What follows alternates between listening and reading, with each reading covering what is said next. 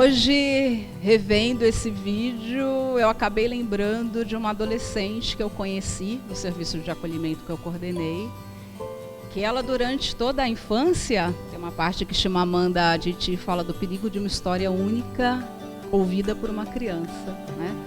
Durante todo o período de acolhimento dela, quando eu cheguei pouco depois, ela acabou saindo do serviço.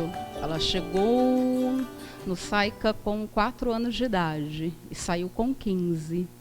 Durante todo esse período de acolhimento, ela ouviu que ela foi largada por uma mãe alcoólatra e prostituta.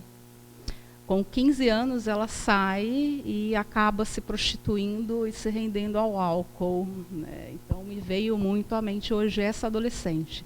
E também com a pergunta, e se ela, né, se nessa história sobre a mãe, ela tivesse ouvido que essa mulher fugiu de uma cidade do interior do Nordeste, cansada de apanhar, e veio para São Paulo tentar refazer a vida dela. Né? E se essa adolescente tivesse ouvido a tempo essa outra parte da história. A mãe eu não conheci, né, porque a mãe acabou falecendo em São Paulo, e ela ficou sozinha por aí, não tenho mais notícias dessa adolescente. Também me veio a lembrança, né, um toró de casos, já no projeto com a Defensoria Pública, de um pai, uma família, pai e mãe, né, e que ele era usuário de crack. E contra ele havia uma história única de que usuários de entorpecentes são incapazes de cuidar de alguém, porque não cuidam de si próprio.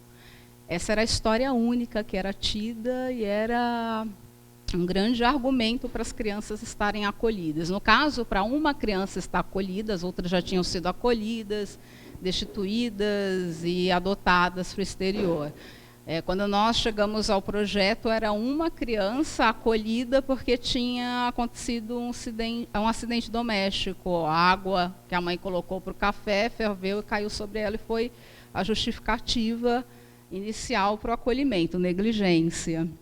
E daí veio toda essa história de drogadição, né? Quer dizer, se retoma essa história de drogadição.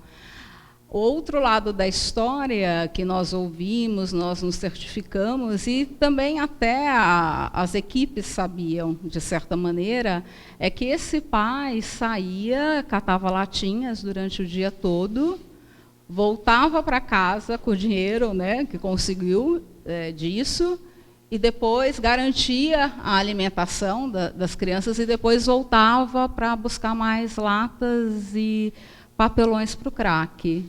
Então, essa história já colocava uma dúvida, será mesmo, né, que esse homem era incapaz de cuidar de alguém, já que ele não conseguia cuidar dele? Outro detalhe foi que ele acaba falecendo, né, em virtude do HIV, e isso, de certa maneira, né, é potencializado porque ele se recusa a se internar, logo que ele percebe a recaída, porque a data dele e a Caixa Econômica retirar o PIS estava chegando.